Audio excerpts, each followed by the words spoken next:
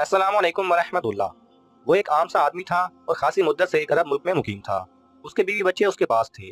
महदूद आमदनी के बावजूद वो अपनी जिंदगी से खासा मुतमईन था। उसका घर, उसकी मोहब्बत करने वाली बीवी और बच्चे थे।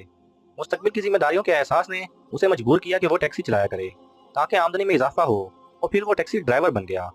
एक दिन वो मामूल के मुताबिक टैक्सी लेकर निकला। सवारी के इंतजार में था। मगरिब का वक्त हुआ जाता था कि बुरका में मलबूस एक औरत ने टैक्सी को इशारा किया। उसने टैक्सी रोक ली। औरत ने कहा कि फौरी तौर पर अस्पताल के इमरजेंसी वार्ड में ले चलो, मैं जचकी की हालत में हूँ। उसने टैक्सी दौड़ाई और फौरी तौर पर अस्पताल पहुंच गया। औरत ने कहा कि थोड़ी देर इंतजार करो। नर्सें उसको लेबर वार्ड में ले गईं। इधर अस्पताल के एक मुलाजिम ने ड्राइवर से पूछा कि उसका एड्रेस और फोन नंबर क्या है। उसने उसको मामूल का मामला समझा क्योंकि वो मरीजा को लेकर आया था। चुनांचे वो अपना फोन नंबर देकर चला गया। रात के वक्त उसे अस्पताल से फोन आया कि तुम्हारे यहाँ बेटा हुआ है, लिहाजा फौरी तौर पर अस्पताल आ जाओ। उसने जवाब दिया कि तुम्हें गलत फहमी हुई है, मेरी एक ही बीवी है जो घर में है। अस्पताल के मुलाजिम ने कहा कि कोई बात नहीं, तुम एक मर्तबा आओ तो सही, तुम्हारा आना निहायत जरूरी है।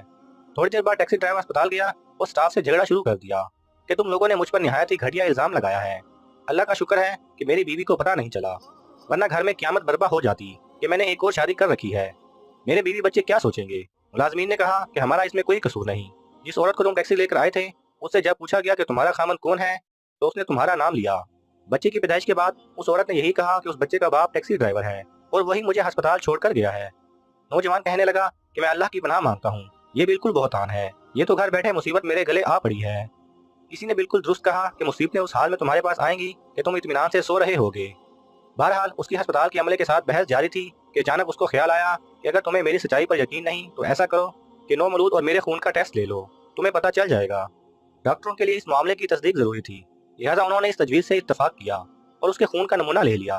अब वो टैक्सी ड्राइवर मुसलसल दुआएं करता रहा कि इलाही इस आजमाइश की घड़ी में मेरी मदद फरमाना। थोड़ी देर के बाद अस्पताल के अमले का डॉक्टर नतीजा लेकर आया और कहने लगा, नौजवान, हम माजूर खां हैं, खामखा तुम्हारा वक्त ज़ाया किया है। आपके खून की तहकीक से ये बात सामने आई है कि वाकई ये आपका बच्चा नहीं है, और ये भी मालूम हुआ है कि आप बाप बनने के काबिल ही नहीं, क्योंकि आप मुकम्मल तौर पर बांझ हैं। अब हैरान और परेशान होने की बारी उस नौजवान की थी। ये खबर उस पर बिजली बनकर गिरी थी। वो बोला, तुम्हारी ये बात तो पहली बात से भी ज्यादा सख्त है। मैं कई सालों से शादीशुदा हूँ और मेरे 6 बच्चे हैं, और तुम मुझे बांझ होने का सर्टिफिकेट दे रहे हो। यकीनन तुम्हारी लेबॉर्ट्री की रिपोर्ट बेकार है।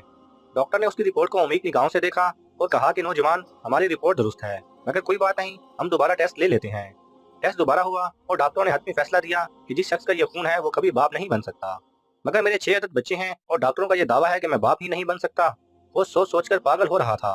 फिर वो हकायक की दुनिया में आया, गौर फिक्र किया, जांच पड़ताल शुरू की, घर के माहौल पर गौर किया, तो इस नतीजे पर पाया कि उसकी बीवी यकीनन खाइन है। मगर ये डाका डालने वाला कौन है? अब एक और तल्ख हकीकत उसके सामने खड़ी थी। उसके कदमों तले से जमीन निकल गई। उसका हकीकी भाई उससे उम्र में छोटा था, जिसको वो औलाद के बराबर जगह देता था।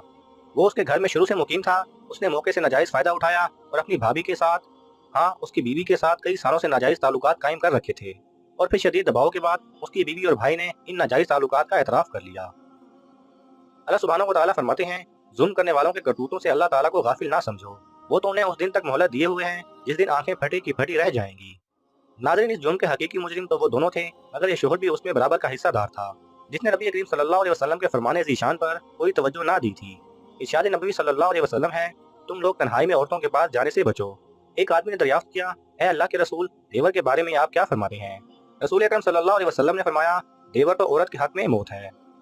लिहाजा नाज़रीन, इस्लाम ही ऐसा मजहब है जो हमें ना सिर्फ इन गुनाहों से दूर रखता है, बल्कि ऐसे कवानीन और मुआशरा भी फराहम करता है कि हम इन गुनाहों के करीब भी ना जा सके। अल्लाह ताला से दुआ है कि हम सबको अमल करने की तौफीक अता फरमाए। अस्सलामु अलैकुम वरहमतुल्लाह। हजूर अकरम सल्लल्लाहु अलैहि वसल्लम शब मेराज में बैतुल मुकद्दस की तरफ जाते हुए मिस्र के करीब एक मकाम से गुजरे तो उन्हें निहायत ही आला और ज़बरदस्त खुशबू आने लगी। आप सल्लल्लाहु अलैहि वसल्लम ने हज़रत जिब्राईल अलैहिस्सलाम से पूछा कि यह खुशबू कैसी है।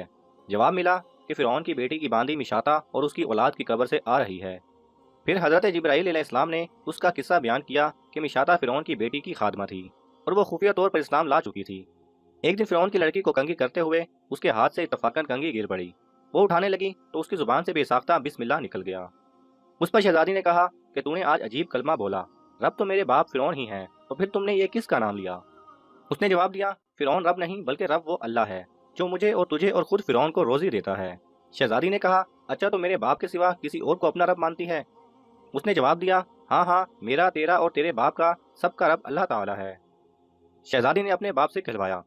वो सख्त गजबनाक हुआ और उसी वक्त उसे बरसरे दरबार बुलवा भेजा और कहा, क्या तू मेरे सिवा किसी और को अपना रब मानती है? निशाता ने कहा कि मेरा और तेरा रब अल्लाह ताला ही है, जो बुलंद और बुजुर्गी वाला है।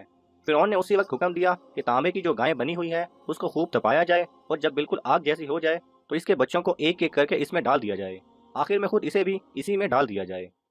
चुनाचे वो गर्म की गई और जब आग ऐसी हो गई तो हुक्म दिया गया कि इसके बच्चे को एक एक करके इसमें डालना शुरू करो।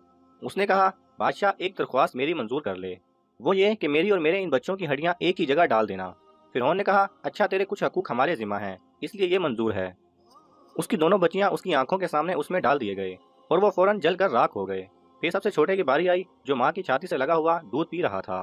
फिरौन के सिपाहियों ने उसे घसीटा तो उस नेक बंदी की आंखों तले अंधेरा छा गया। अल्लाह ताला ने उस बच्चे को उसी वक्त जबान दे दी और उसने बाआवाज़े बुलंद कहा, अम्मा जान, अफसोस ना कर।